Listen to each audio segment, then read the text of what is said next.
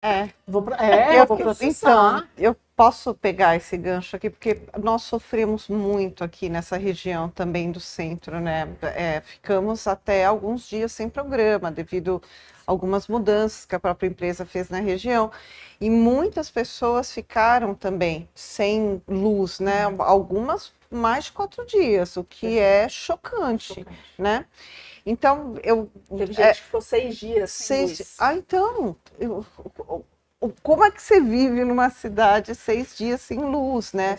E aí a gente pensa isso no caso de uma família, com criança pequena, às vezes com um bebezinho, ou pessoas idosas. Você não consegue conceber como é que a pessoa fica. E o Novo, por ser, aí vem a pergunta, por ser um partido liberal, por atuar na área de entender que tudo deve ser privatizado, ou a maior parte das coisas, como é que lida com essa situação que foi da Enel? Porque o teu contraponto na disputa pela prefeitura será exatamente esse, né? Se você imaginar que você vai concorrer com bolos, com certeza, ele vai atacar A essa privatização. questão. Exatamente. Mas, Ju, O que eu vamos queria lá. saber, como é que você está vendo isso? Perfeito. Primeira coisa, privatização não é bala de prata, né? Eu fui exatamente da secretaria que lidava com isso, com a privatização das estatais.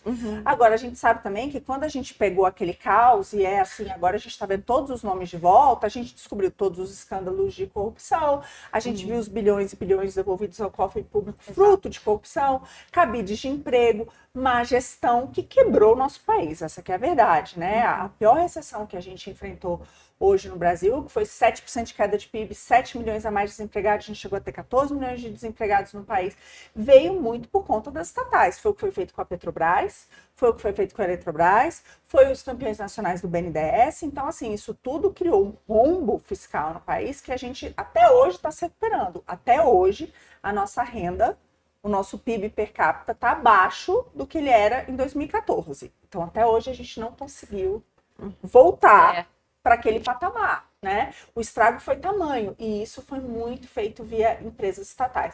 Agora, você precisa, de fato, de um bom contrato e de uma boa agência E reguladora. alguns ainda colocaram a culpa na Lava Jato. Foi a Lava Jato que causou esse estrago. É óbvio que não, né? Eu acho que o que a Lava Jato, assim, então vamos por partes. Então, Exato. se você não confia no Estado para fazer um bom contrato e fiscalizar, você quer que ele preste o serviço? Você quer que ele contrate a pessoa, vá lá, faça. Então, gente, pelo amor, entendeu? Então, é óbvio que a Enel tem sim que ser responsabilizada. É óbvio que você precisa ter mecanismos de controle. O que aconteceu foi um verdadeiro absurdo. Agora, o que o prefeito fez? O prefeito foi assistir a Fórmula 1, o prefeito foi assistir MMA, o prefeito disse que não tinha nada a ver com ele. Desculpa, caíram inúmeras árvores pela cidade. A questão toda da poda de árvores é dele, entendeu? E ele tem que resolver. Então, outra coisa, a fiação que a gente tem nessa cidade. Gente, é só olhar. A gente tem uma vereadora que é a Cris, que tem lá os postes dos monstrengos. E todo poste em São Paulo é um monstrengo. É um super complicado. Então, tudo isso passa, sim, pela prefeitura. A prefeitura tem que ter, assim, hoje, um monte de cidade já resolveu esse problema. Tem um chipzinho que você coloca na árvore. Exato. A hora que a árvore... A árvore chega uma idade que ela morre. Acabou. Então, assim, você consegue fiscalizar isso. Você consegue monitorar isso via aplicativo. E isso é barato. O que o Nunes fez? No meio daquele caos, na semana daquele caos, quase ele fez uma licitação.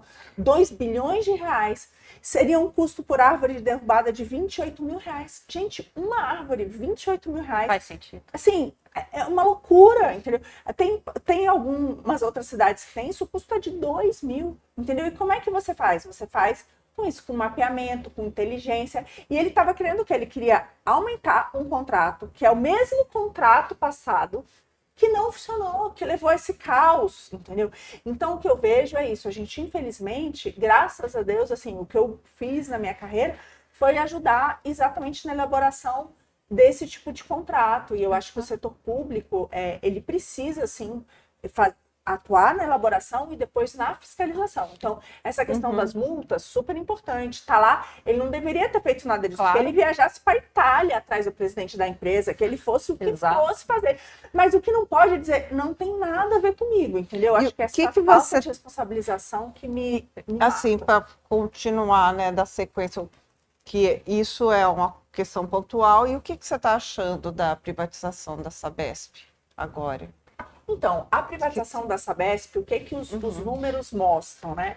Os números mostram que você poderia ter Hoje, a gente não tem universalização do serviço, nem na cidade de São Paulo. Inacreditável, né? Então, é uma coisa que é inacreditável. Aliás, quando a gente pega o município, a gente tem alguns dados que são gritantes. A gente tá, assim, tem 2.000 municípios na nossa frente em relação à mortalidade infantil.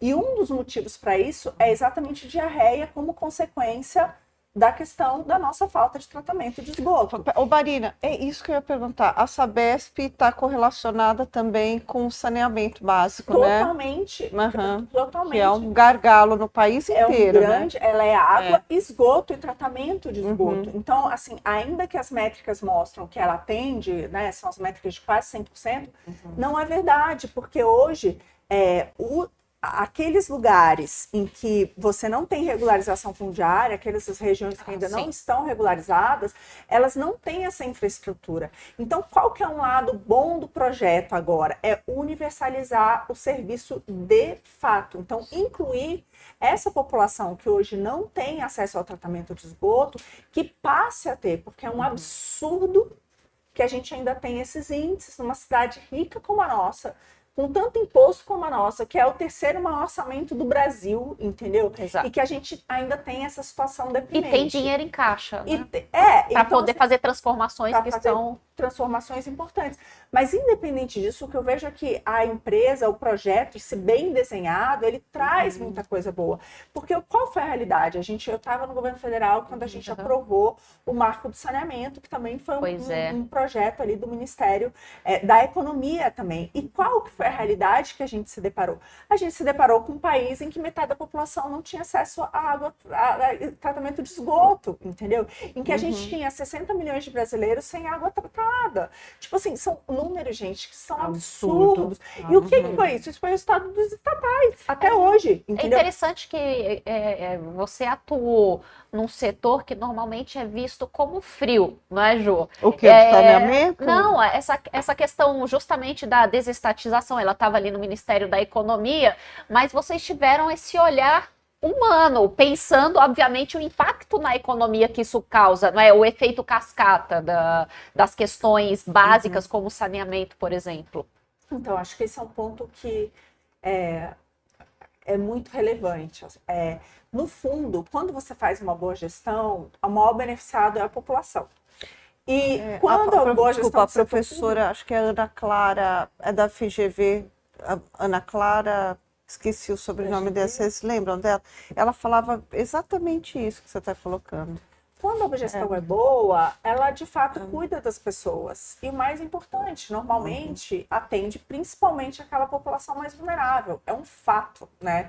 Então, quando a gente pensa na universalização exatamente do saneamento, e eu acho que a Sabesp entra exatamente nisso, você está cuidando exatamente qual que é o retrato hoje no ICRU que a gente tem no país. A gente ainda tem metade da população sem esgoto tratado.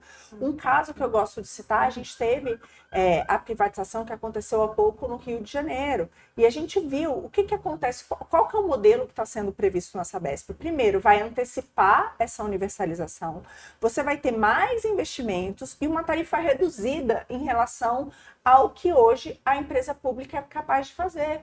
Então, hoje o setor público muitas vezes não é capaz de fazer os investimentos necessários. Então, é melhor focar naquilo que realmente importa, que na minha opinião é segurança, saúde e educação, que a gente deixa a desejar em todos, né?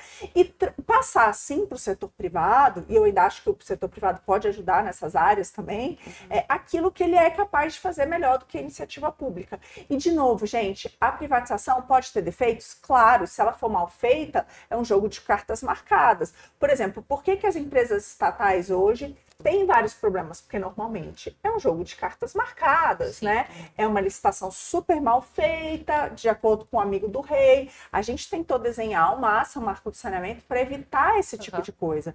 Então, eu acho que o mais importante é isso. Agora, se a gente consegue fazer um bom projeto, né, com boas contrapartidas que melhorem a qualidade do serviço e o preço, isso é possível, porque a iniciativa privada, ela tem todos os incentivos para ter inovação, para ser competitiva, né?